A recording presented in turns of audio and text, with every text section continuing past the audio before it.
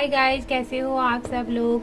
I hope सब ठीक होंगे गाइज। आज है बुद्ध पूर्णिमा, तो आज मैं आप सब लोगों के लिए बुद्ध पूर्णिमा की कथा लेके आई हूँ। तो गाइज इस कथा को जरूर सुनना और लाइक्स करना, सब्सक्राइब करना और कमेंट्स में जरूर बताना। जय जय श्री लक्ष्मी नारायण भगवान की जय।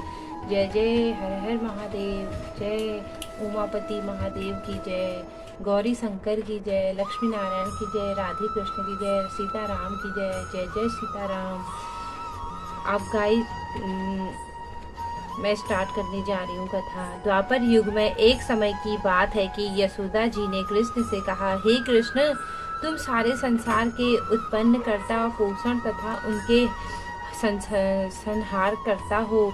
आज कोई ऐसा व्रत मुझसे कहो जिसके करने से मृत्यु लोक में स्त्रियों को विधवा होने का भय न रहे तथा यह व्रत सभी मनुष्यों की कामनाएं पूर्ण करने वाला हो। श्री कृष्ण कहने लगे, हे माता, तुमने अति सुंदर प्रश्न किया है। मैं तुमसे ऐसे ही व्रत की सविस्तार कहता हूँ। सौभाग्य की प्राप्ति के लिए स्त्रियों को त्रयोदशत अर्थात 32 पूर्णिमाओं का व्रत करना चाहिए। इस व्रत के करने से स्त्रियों को सौभाग्य संपत्ति मिलती है।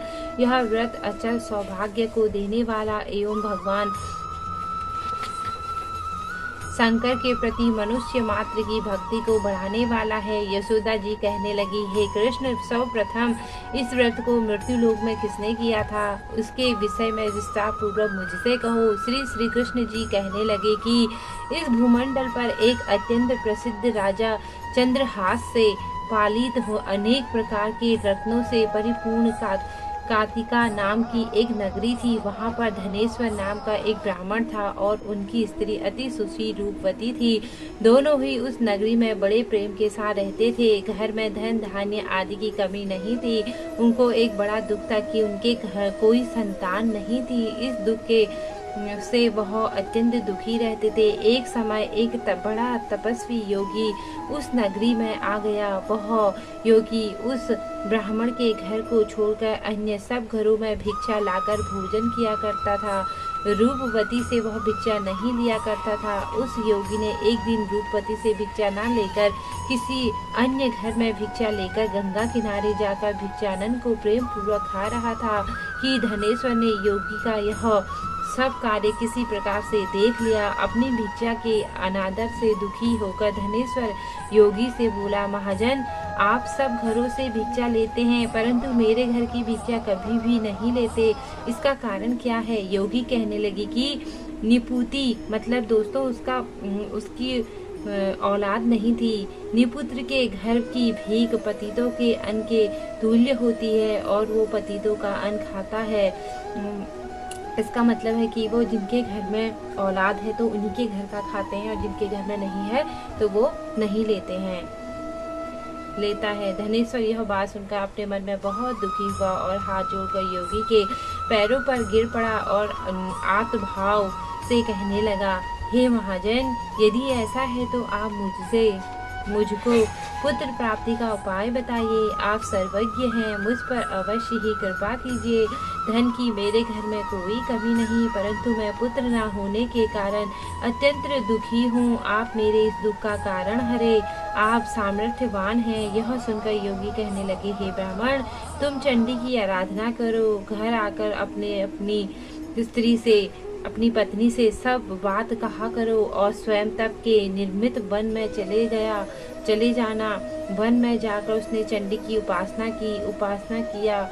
चंडी ने 16वें दिन उसको सपने में दर्शन दिया और कहा, हे धनेश्वर, जा, तेरे पुत्र होगा परंतु वह 16 वर्ष की आयु में ही मृत्यु को प्राप्त हो जाएगा। यदि तुम दोनों स्त्री पुरुष 32 पूर्णमासियों का व्रत विधि पूर्वक करोगे तो वह दीर्घायु हो जाएगा। जितनी तुम्हारी सामर्थ्य हो आटे के दिए बनाकर शिव जी का पूजन करना, परंतु पूर्णमासी को 32 हो जाए तो प्रातः काल उन्हें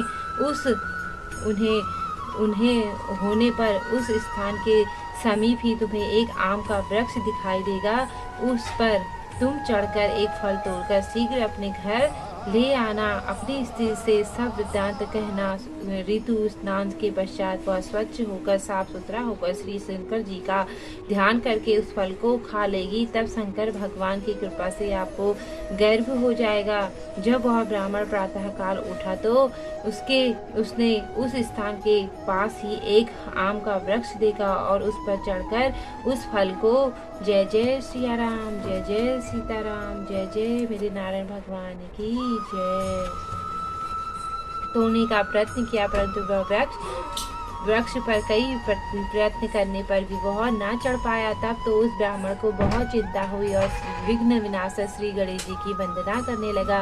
हे दयानिधे, हे दया बंधु, अपने भक्तों के विघ्नों का नाश करके उनके मंगल कार्य को करने वाले, दुष्टों का नाश करने वाले, रिद्धि सिद्धि के देने वाले, आप मुझको कृपा करके इतना बल दे कि मैं अपनी मनोकामना को पूर्ण कर सकूं। इस प्रकार गणेश जी की प्रार्थना करने पर उनकी कृपा से धनेश्वर वृक्ष पर चढ़ गया और उनके एक अति सुंदर आम का फल देखा। उसने सोचा कि जो वरदान से फल मिला था वह यह है और कोई फल दिखाई नहीं देता।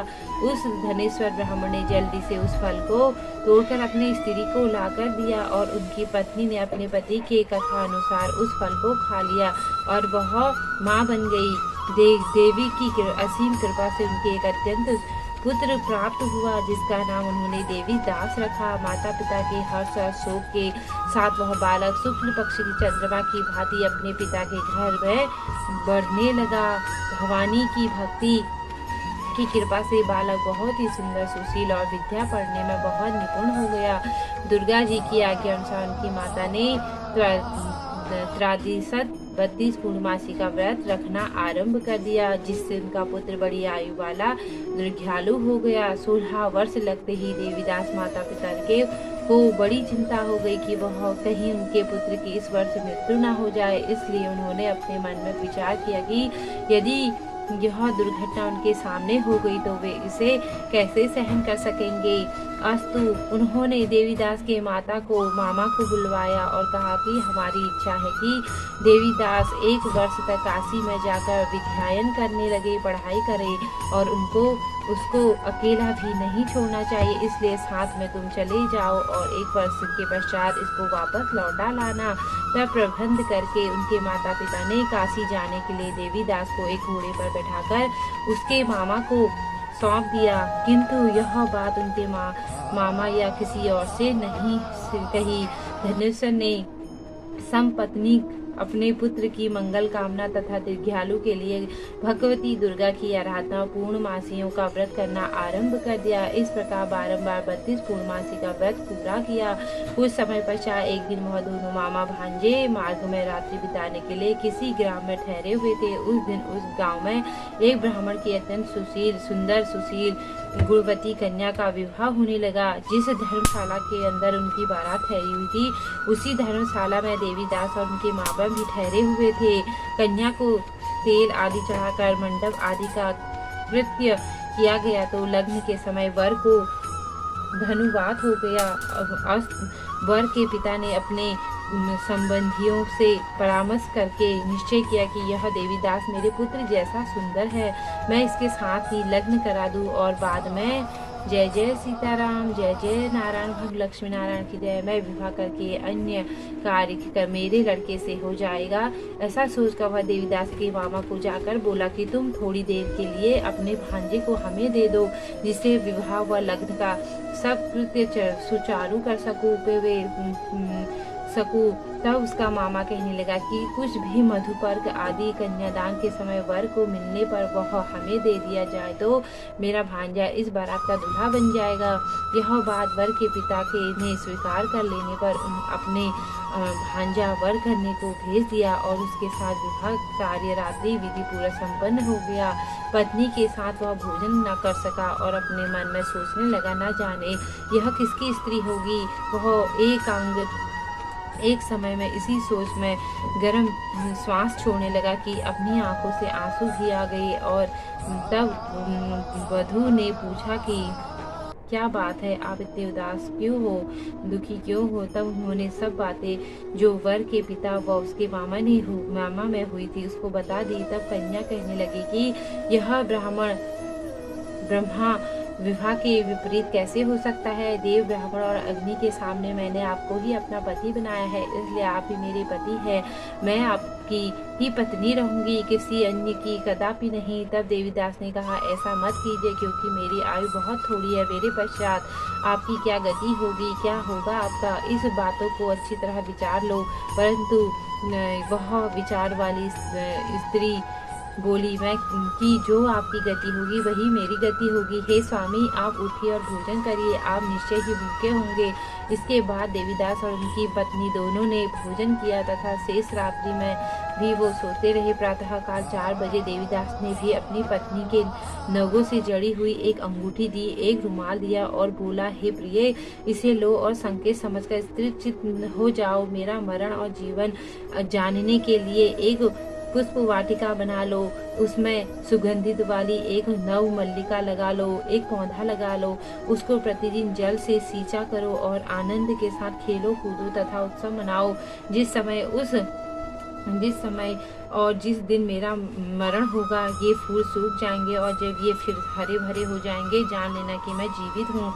यह बात निश्चय करके समझ लेना, इसमें कोई संदेह नहीं है।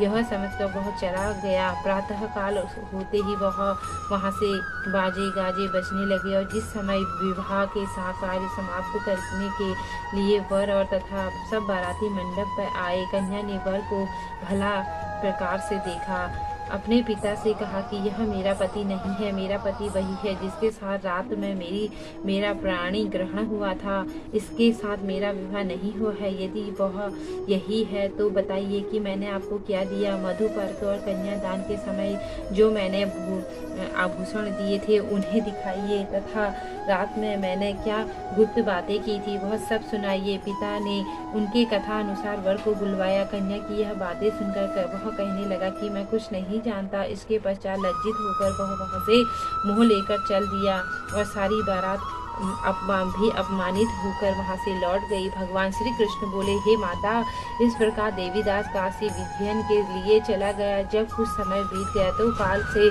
प्रेरित होकर एक सर्प रात्रि के समय उसको डसने के लिए वहाँ पर आया। उस विषधर के प्रभाव से उनके शयन का स्थान चारों ओर से विष की ज्वाला से विषैला हो गया, परंतु व्रतराज के प्रभाव से उनको काटने पर न पाया, क्योंकि पहले ही उसकी माता ने त्रादिशत 32 पूर्णिमासी का व्रत रख रखा था। इसके बाद मध्यम के समय स्वयं काल वहाँ पर आया और उसके शरीर पर पड़ा।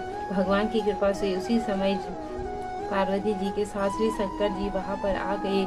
उनको मुक्ति दशा में देखकर पार्वती जी ने भगवान शिव से प्रार्थना की कि हे महाराज, इस बालक की माता ने पहले 32 पूर्णमासी का व्रत किया था, जिसके प्रभाव से हे भगवान आप इसको प्राण दान दे।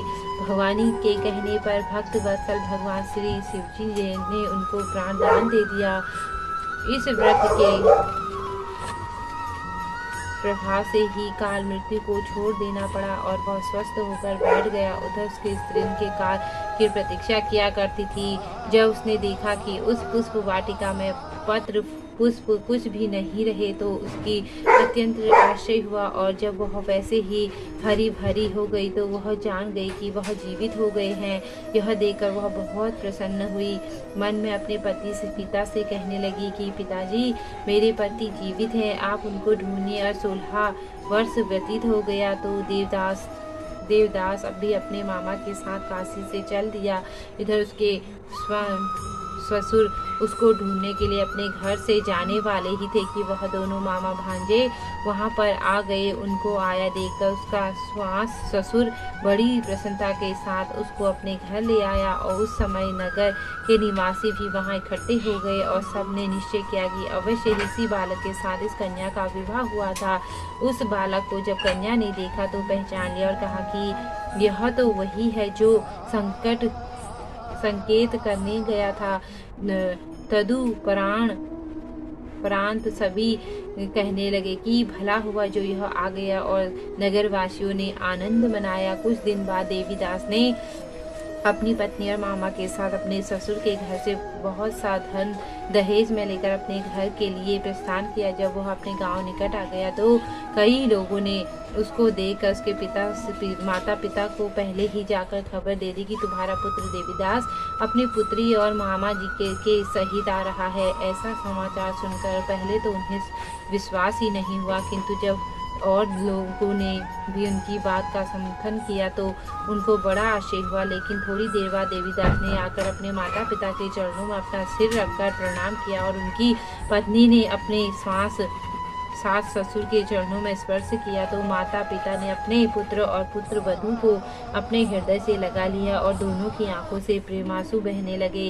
अपने पुत्र वधू के आने की खुशी में धनेश्वर ने बड़ा भारी उत्सव किया और ब्राह्मणों को बहुत सी दान दक्षिणा देकर प्रसन्न किया। श्री कृष्ण जी कहने लगे कि इस प्रकार धनेश्वर 32 पूर्णमासियों के व्रत के प्रभाव से पुत्रवान हो गया। जो भी स्त्री इस व्रत को करती है जन्म जन्मांतर विधवा का दुख नहीं भोगती और सदैव सौभाग्यवती रहती है। यह मेरा वचन है, इसमें कोई संदेह नहीं मानना। यह पुत्र पोत्रों को देने वाला तथा संपूर्ण मनोकामना को पूर्ण करने वाला है। जय जय श्री राधे राधे। जय जय श्री लक्ष्मी नारायण भगवान की जय। 32 पूर्णमासियों के व्रत करने से व्रत की इच्छाएं भगवान शिव जी की कृपा से पूर्ण हो जाती है। जय जय श्री राधे, जय जय श्री राधे, जय श्री राधे। दोस्तों, आपको ये कथा कैसी लगी जरूर बताना और जरूर देखना। जय श्री राम, जय जय सीताराम।